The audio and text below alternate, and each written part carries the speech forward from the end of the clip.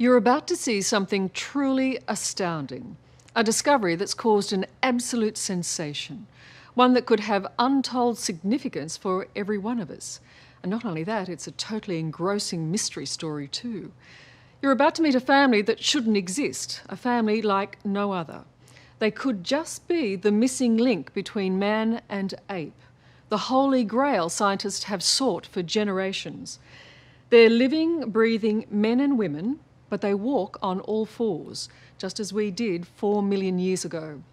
And until this film was shot, they were hidden away, unseen by the outside world. A remote village in Turkey. Here, hidden from the world, lives an extraordinary family. A family whose very existence could rewrite the evolution textbooks. I was really fascinated. Here are humans doing things that they're not meant to be doing. For the past year, their existence has been known to just a handful of experts who have been sworn to secrecy. When I heard of it myself, I was intrigued, but nothing prepared me for the reality. Now, finally, the secret can be revealed. The immediate response I had was that I couldn't believe my eyes. I had never expected that, even under the most extraordinary scientific fantasy, that modern human beings could return to an animal state. In scientific terms, it was the equivalent of finding living, breathing fossils. Human beings who had never made the evolutionary leap of standing upright. The quest to find out why took a team of scientists on an amazing journey and raised profound questions about what it is to be human. The thing which marks us off from the rest of the animal world is the fact that we're the species which walks on two legs and holds our heads high in the air. It's what defines us as human beings. In many ways, yes, of course, there's language and all sorts of other things too, but it's terribly important to our sense of ourselves as being different from others in the animal kingdom. These people cross that boundary. Professor Nick Humphrey is an evolutionary psychologist. He first heard of the family through a medical paper produced by Turkish scientists. It looked as if we really did have something rather like a throwback in evolution, a turning back of the evolutionary clock. And the Turkish professor who invited us there, that's the way he thought about it. And in fact, others in the scientific community took up that line and said, yes, here for all the world is a genetic problem which has undone the last 3 million years of evolution, returned them to a primitive stage. It sounded like the anthropological find of the millennium, a once-in-a-lifetime discovery that scientists dream of. If the family prove to be true quadrupeds, walking on all fours, they may provide the elusive missing link between man and ape. Humphrey set out for Turkey with a scientific team to record his findings. This is a very exciting moment for us. We don't know quite what we're going to expect from whether we'll really see quadrupedal humans. I don't know. It's never been reported in scientific literature. Rajit Ulas and his wife have an astounding 18 children.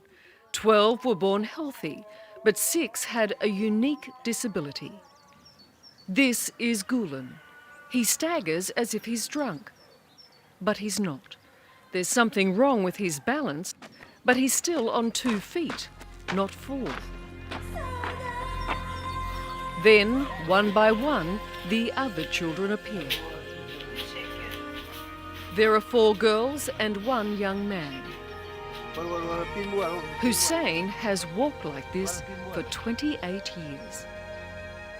Very revealing for anthropologists, people who study early human evolution, because what these children have done is to reinvent or rediscover a form of locomotion which very likely does correspond pretty closely to the way our ancestors walked.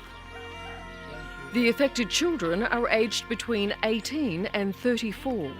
They all still live at home, cared for by their brothers and sisters and their parents, now in their 60s. So far as we knew, no other case like the one in front of our eyes had ever been described before. There were no reports in the scientific literature of adult human beings walking on all fours. And so we realized we had a major phenomenon in front of us to explain from a scientific point of view, but also, of course, a major tragic human story. Fossils tell us we probably first became bipeds around 4 million years ago. Since then, we have become beautifully adapted for moving on 2 feet. So why, for the first time in eons, are human beings again walking on 4? There was a certain amount of speed that... This guy, Hussein, can outrun me, yes. Hussein can travel for kilometres like this. The skin on the heels of his hands is as thickened as it is on his feet. It's an action like that, is it? No, they don't push on them at all. They actually just do lift on the heel. On a very soft or flat surface, they will put their fingers down, but on a rough surface they don't let their fingers touch the ground.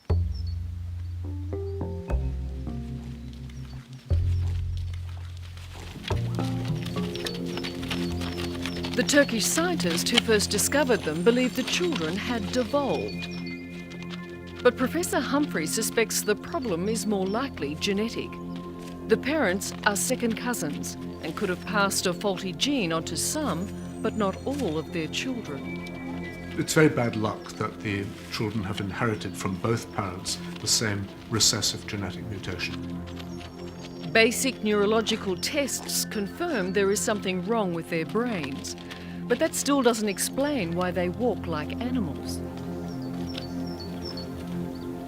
It's a scientific puzzle, but for the children themselves, it's meant a life of misery. There's hostility towards the family in the village. The local kids taunt Hussein.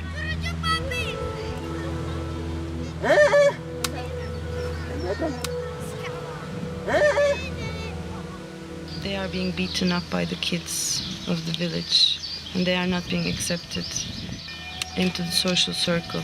So they're outcasts. They are, yeah. They are. The team takes the family to a local private hospital for brain scans.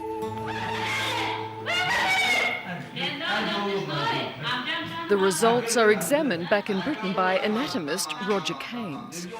This is Hussein's brain. There is something very striking which hits you immediately you see it. It's very clear that in the middle of the cerebellum here, what's called the vermis, it's shrunk. The brain damage is the same in all the affected children. Do we have Safia's brain here too? Yeah. That's this one here. Same again. Absolutely. Very striking. But the shrunken cerebellum is not enough to explain why the family can't walk upright. In a case reported last year in Italy, a young man presented without any cerebellum, but he could still walk. It doesn't in itself account for their walking on 4 legs, because other children who have damaged cerebellum, even children who have no cerebellum, can still walk upright. So again, the experts turn to genetics. In Berlin, German scientists think the answer lies in the family's DNA. I think this is very novel because it has never been described before that people are able to walk on their 4. So usually I think the opinion was that this is not really possible, and let alone that it's genetic. Professor Stefan Mundlus believes the Ulas family's blood may hold one of the greatest secrets of science, the gene for walking erect, the very essence of what makes us human.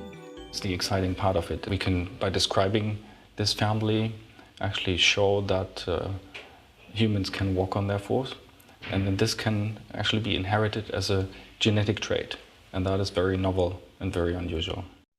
The Germans have already published claims of a breakthrough, upsetting many in the scientific community. I think it's an extraordinary speculation, very unlikely to be true. You don't accept that's part of the equation here? No, I mean, everything we know about evolution suggests that no single gene will have been responsible. So therefore, damage to a single gene can't throw you back from being bipedal to being quadrupedal. There have to have been other things at work here. There's more dissent in New York, where fossil experts squabble over the bones of Hussein and his sisters. Most people. He's the quadruped. This is the There's no quadruped. doubt there's a quadruped, and there's no, it's not the Angolian. Look at the size of this. I'm amazed at the ease with which some of these individuals are moving. Particularly the guy is. It seems to be moving quite fluidly and with quite a lot of ease. Very different to a gait of a biped. To see modern humans with a modern human body form walking around on all four limbs, using their upper limbs as a form of support, is extremely interesting. One of the remarkable things about the way these children walk is that they keep their fingers off the ground. They walk on their wrist, not knuckle walking like a chimpanzee or a gorilla. Walking on the wrists in this way, so the fingers remain undamaged, is of great interest to the evolutionists. It may be the way our ancestors learned to move between coming down from the trees and finally standing upright. It does. It does seem a little more robust on the Look distal at surface. the width of this, Ian. Compare the width of that. I don't care how you orient. In an ideal world on paper, yes, I'd love to see those skeletons. It'd be really interesting, but, that's just not okay, ethically. But at Liverpool University in England, another team has found a way to examine the skeletons ethically. And they are different to ours. Hussein's movements are identical to an ape or monkey, ideally suited for balancing on branches. These people are not missing links, but they have shown us how our ancestors did behave. They have rediscovered a way which we would never have even thought about. Nobody had suggested that our ancestors are what we're calling wrist walkers. But Professor Humphrey begins to suspect there are more basic reasons why the Ulas children never stood up. When they were babies, they crawled as usual, on hands and knees. Then, at around 9 months, they started walking on their feet and hands. With no local health service, no one was there to encourage the clearly disabled children onto their feet. Why that happened, we don't know. Why nobody intervened, why they didn't do the simplest things they might have done to help them and to bring them on, as would have happened in Melbourne or in London or in New York. Incredibly, no one had even thought to provide them with a $30 walking frame. Within a few hours, there was an astonishing transformation. The children who had never taken a step upright on two legs were using this frame to walk across the room with such delight in their faces and a sense of achievement and of having suddenly made a breakthrough into the world they never imagined they could ever enter. Before the scientific team left, it arranged for a physiotherapist to examine the children and installed parallel bars in the yard to encourage them upright. The possibility of walking gives new hope to the family. Bak bir büyük şey. A big thing, a huge thing. Diyor keşke.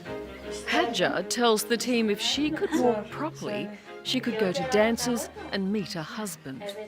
Yeah, she would love to go to her own wedding. But unfortunately, the physiotherapist holds little hope that Hussein will ever walk upright. He thinks it's too late for him. Hussein's despair and anger are obvious. Only his friendship with the family dog seems to calm him. I come away with renewed respect for the human spirit, for how human beings in the most disadvantaged circumstances can nonetheless triumph over their adversity, no matter what they have to do to maintain their pride and their sense of themselves. Scientists still believe the Ulas family has much to tell us about our ancient ancestors. But life for the family must go on. And in January this year, Professor Humphrey's team returned to Turkey to check on them. It looks as if, in the month or two since we made this very small intervention, you might think, all of the children are now to some extent walking independently on their back legs, which is both a wonderful thing for them and, how extraordinary that you can parachute into people's lives and make such a difference to them. But there was no sign of Hussein. It was thought he was the least likely of the family to make progress. But then...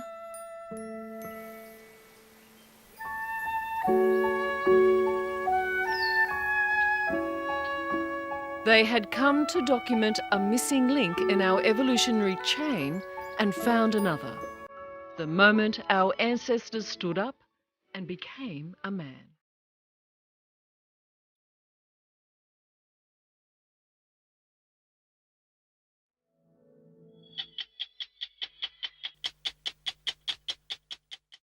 Hello, I'm Liz Hayes. Thanks for watching. To keep up with the latest from 60 Minutes Australia, make sure you subscribe to our channel. You can also download the 9Now app for full episodes and other exclusive 60 Minutes content.